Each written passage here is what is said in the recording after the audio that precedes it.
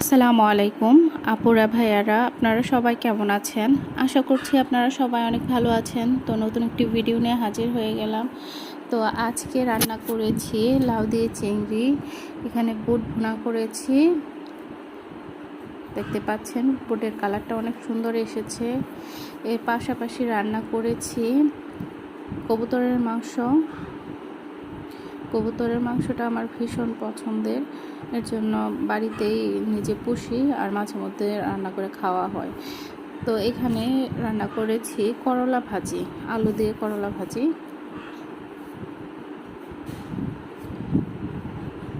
আর পেঁয়াজু।